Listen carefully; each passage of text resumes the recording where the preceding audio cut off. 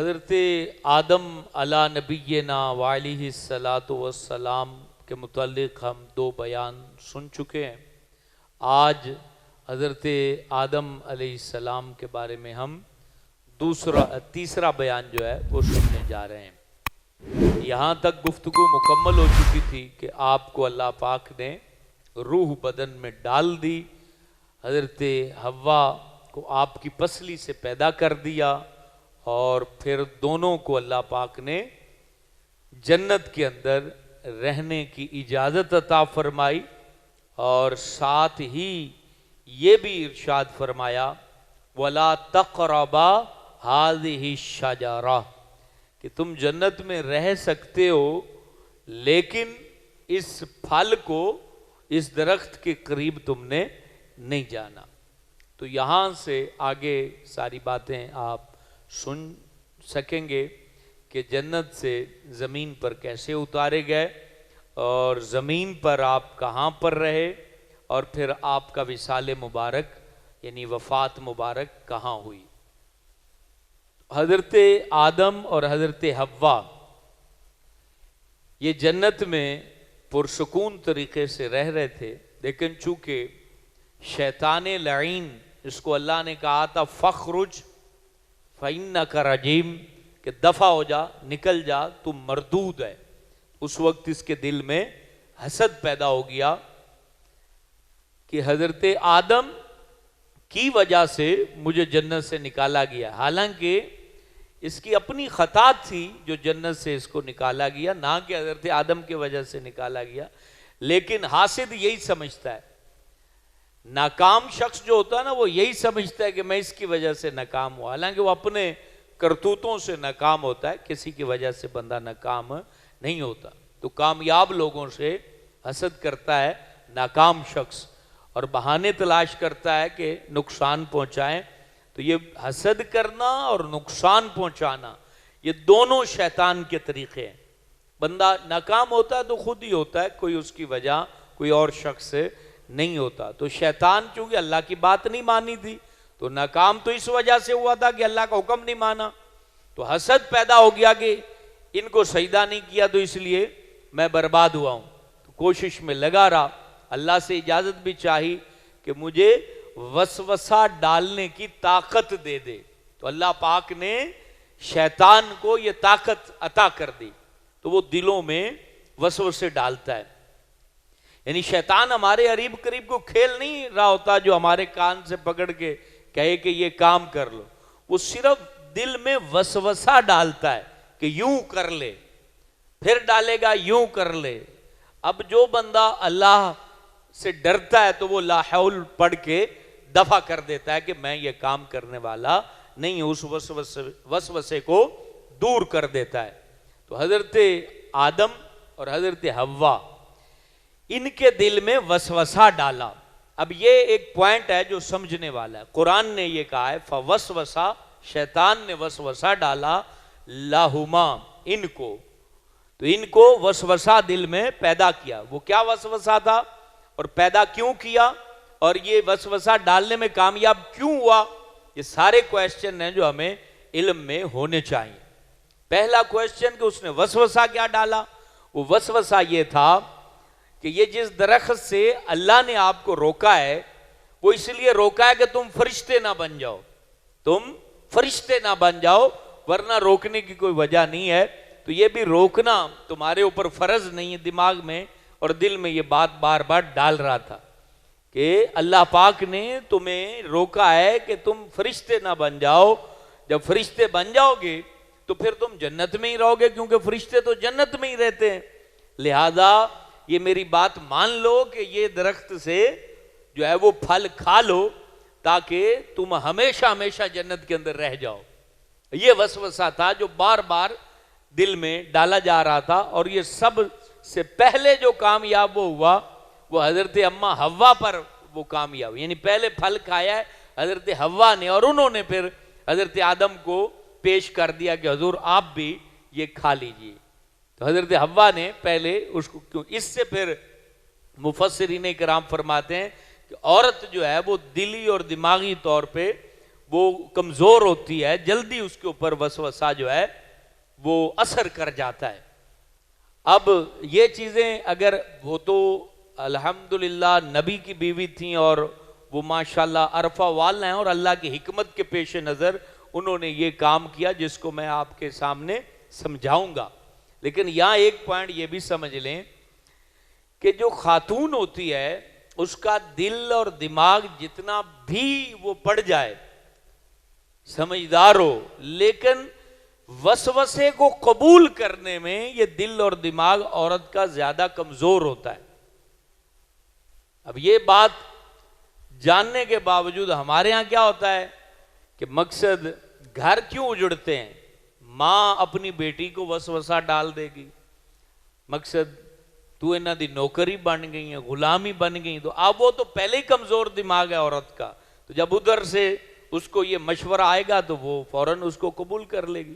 اس طرح بہن کو جب سمجھائے گی ایسی بات کہ جو کمزور بات ہے، غلط بات ہے، تو وہ جلدی اس کو پک کر لے گی، جس سے پھر یہ جھگڑے جنم لیتے ہیں۔ تو کوشش کریں جب بھی اپنی بہن، بیٹی اور بیوی کے سامنے آپ بات کریں تو ہمت والی بات کریں اور امن والی بات کریں۔ ان کے سامنے اگر آپ نے بد امنی کا ایک پوائنٹ رکھ دیا نا تو 11 یہ خود ہی اس میں اکاؤنٹ کر لیں گی اور معاملات پھر فتنے کی طرف چلے جاتے ہیں۔ اس لیے کوشش کریں گے ان کے سامنے مضبوط بات کریں، امن والی بات کریں، حوصلے والی بات کریں، ہمت والی بات کریں، تو پھر گھروں کے اندر جھگڑے نہیں ہوں گے اور فساد برپا نہیں ہوں گے۔ مثال کے طور پر اگر آپ کے بھائی کے متعلق، والدہ کے متعلق، باپ کے متعلق گھر کے اندر کوئی ڈسکشن ہوئی ہے اور وہ سچی ڈسکشن ہے تو آپ اس کو ٹال دیں۔ اگر آپ نے اس کے اوپر حامی بھر لی، ہاں کر دی، تو پھر سمجھ لیں معاملہ خراب ہو گیا کہ آپ نے جب ہاں کہہ دیا ہاں ایسے ہی ہے، تو پھر سبحان اللہ ایسے ہی ہے کا نتیجہ وہ نکلے گا کہ پھر دونوں طرف سے ڈنڈے اٹھانے پڑیں گے۔ اس لیے گھر کے اندر امن، سکون اور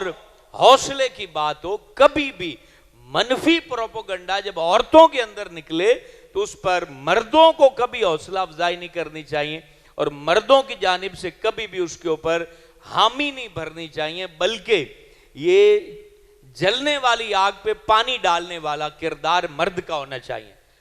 اب مرد بھی جو ہے نا وہ تیلی لگانے والا، پٹرول ڈالنے والا ہو تو پھر ان گھروں کی عورتیں جو ہیں وہ کبھی بھی امن کی طرف نہیں جا سکتی۔ تو آپ سمجھدار ہیں، میری ساری باتیں آپ سمجھ سکتے ہیں، اس لیے گھروں کے اندر امن آپ چاہتے ہیں تو آپ کو کردار ادا کرنا ہوگا گھر میں۔ اگر خواتین کے یہاں کوئی منفی چیزیں ہو رہی ہیں تو مثبت کی طرف آپ نے لانا ہے، صلح کی طرف آپ نے لانا ہے، محبت کی طرف آپ نے لانا ہے، ظرف کو بڑا کرتے ہوئے رشتوں کو توڑنے سے بچانا ہے۔ اور یہ بات یاد رکھیں، جو بندہ رشتوں کو توڑنے سے بچاتا ہے رب تعالیٰ قدم قدم پہ اس کی مدد فرماتا ہے۔ تو رشتوں کو نہیں ہم نے توڑنا، جو رشتے اللہ نے جوڑ دیے ہیں اس میں سامنے والا غلط ہے جیسا بھی ہے لیکن ٹوٹنے نہیں دینا۔ یہ ایسی زنجیر ہوتی ہے، یہ ایسی زنجیر ہوتی ہے، یہ بڑی اہم بات آپ کے سامنے کر رہا ہوں۔ رشتے جو ہوتے ہیں نا یہ زنجیر کی مانند ہوتے ہیں، پوری زنجیر ہوتی ہے جس کا ایک کڑا آپ ہوتے ہیں، پوری زنجیر آپ نہیں ہوتے، ایک کڑا زنجیر کا جو ہے وہ آپ ہوتے ہیں۔ تو اگر ایک کڑا بھی اس کے اندر آپ نے توڑ دیا تو زنجیر ٹوٹ گئی اور اس کے بعد پھر آپ کی کمزوری معاشرے پر عیاں ہو جاتی ہے اور پھر معاشرہ جو آپ کے ساتھ حسد کرتے ہیں، دشمنی رکھتے ہیں، آپ کے لیے جو ہے وہ دل میں بغض رکھتے ہیں، پھر آپ کی کمزوریوں سے آگاہ ہونے کے بعد آپ کو نقصان پہنچاتے ہیں۔ اس لیے زنجیر کے سارے کڑے اس میں کچھ زنگ آلود بھی ہوں گے، کچھ خستہ بھی ہوں گے، کئیوں کے کردار اچھا نہیں ہوگا، لیکن ان کو سنبھال کے آپ نے رکھنا ہے، توڑ کے بکھیر دینا نہیں، تو پھر آپ کا گھرانہ جو ہے خوشحال رہے گا۔ کچھ لوگ ایسے بدخو ہوتے ہیں ہمارے جو ہے رشتوں کے اندر جن کو دیکھ کے ہی ہمیں غصہ آ جاتا ہے، تو وہاں پر بھی صبر کرنا ہے، حوصلہ کرنا ہے اور اس بات کو ذہن میں بٹھا لینا ہے کہ یہ ایک ایسی حقیقت ہے جو میرے وجود کے ساتھ جڑی ہوئی ہے اور اس کا میں انکار کسی صورت نہیں کر سکتا.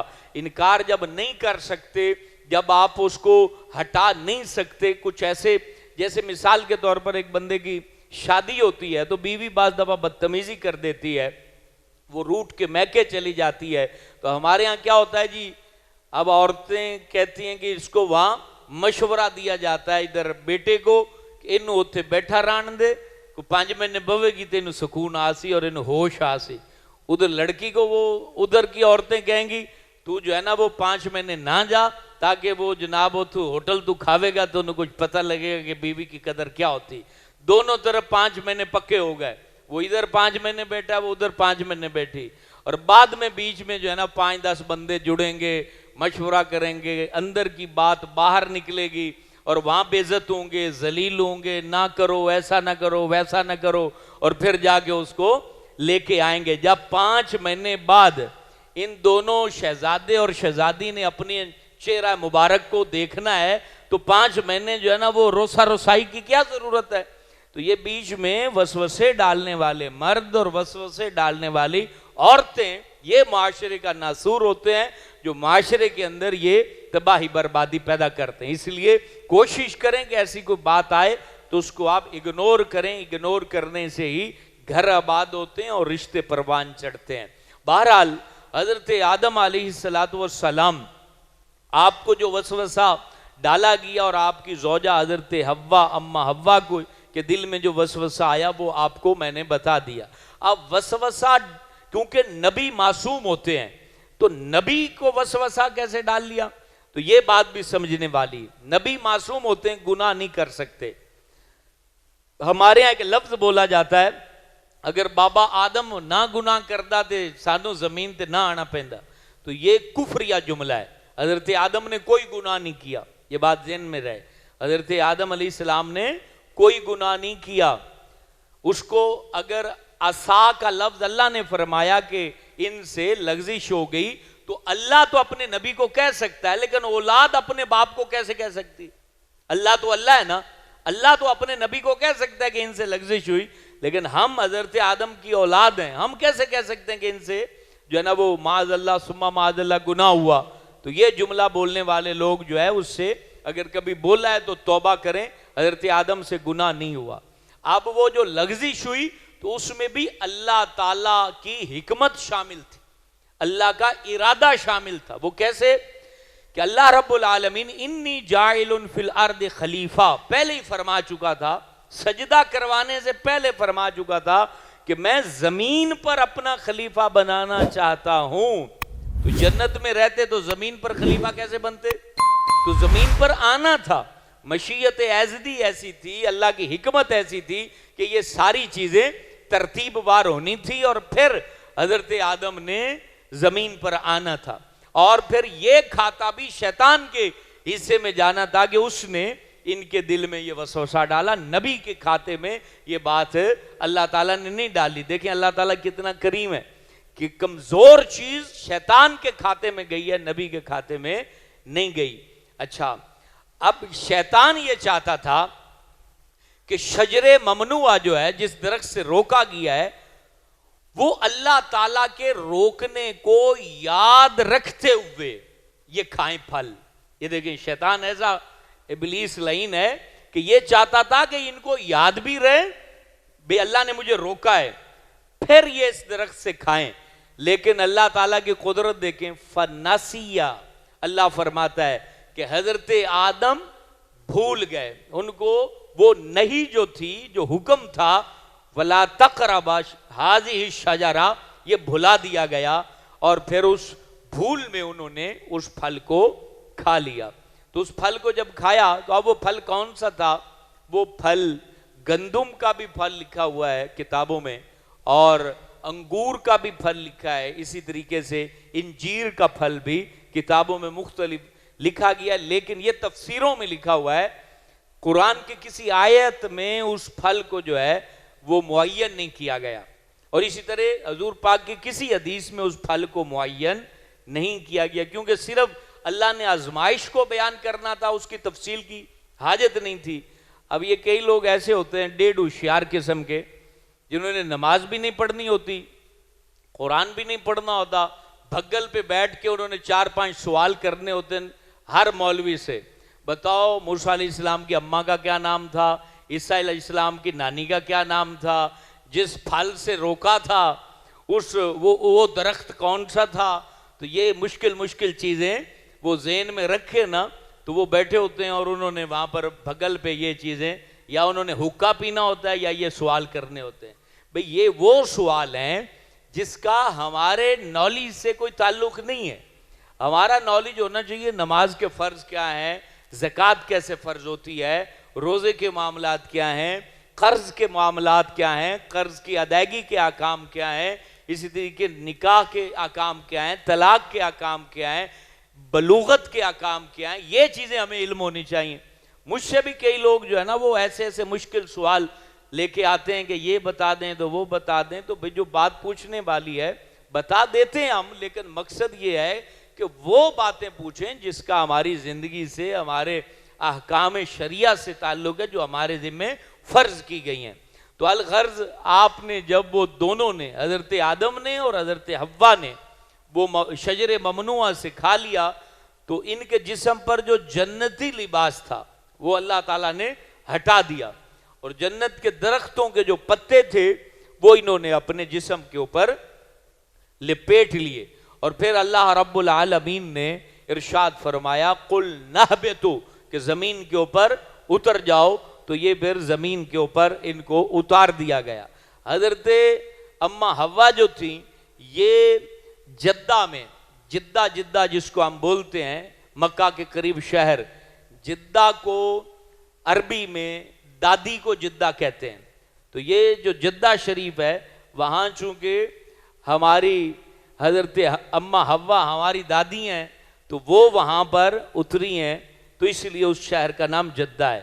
تو حضرت آدم علیہ السلام جو ہیں یہ ہندوستان، یہ سری لنکا کا جو علاقہ ہے یہ بھی ہندوستان میں شمار ہوتا ہے. پرانی جب یہ سرحدیں نہیں تھیں تو ہندوستان میں، مطلب یہ کہ سری لنکا کے ایک پہاڑ کے اوپر حضرت آدم کو اتارا گیا اور جدہ کے اندر حضرت اما حوا کو اتارا گیا. تو جب یہ اترے تو اس وقت اللہ پاک نے ان کو کچھ چیزیں بھی عطا فرمائیں. حضرت آدم علیہ السلام کے پاس کچھ درختوں کے اور کچھ اناج کے جو ہے وہ بیج بھی تھے، اور آپ کئی سال تک، یعنی 100 سال سے زیادہ عرصہ تک آپ روتے رہے اللہ تعالیٰ کی محبت میں، اللہ کے خوف میں آپ گریہ کنا رہے. تو آپ کو ادھر ادھر کی کوئی خبر نہ تھی، اللہ کی یاد میں گم رہے. تو جو بیج تھے آپ کے پاس، فرمایا جس بیج کے اوپر شیطان کا ہاتھ لگ گیا اس میں، ان چیزوں میں اور ان پودوں میں زہر پیدا کر دی گئی، اور جس پر نہیں لگا وہ انسانوں کے لیے نفع بخش بنا دیے گئے. اور آپ جو ہے چونکہ یہ جنت کے پتے آپ کے بدن کے اوپر لگے ہوئے تھے، تو حضرت علی المرتضیٰ شیر خدا کرم اللہ تعالی وجہ الکریم، آپ ارشاد فرماتے ہیں چونکہ ہندوستان کے سرزمین پر حضرت آدم اتارے گئے اور ان کے جو جنت کے پتے تھے اللہ پاک نے اس زمین پر بکھیر دیے، تو جس درخت پر جو پتا گیا اس درخت کو خوشبودار بنا دیا. اسی لیے عود کا جو درخت ہے وہ ہندوستان میں پایا جاتا ہے.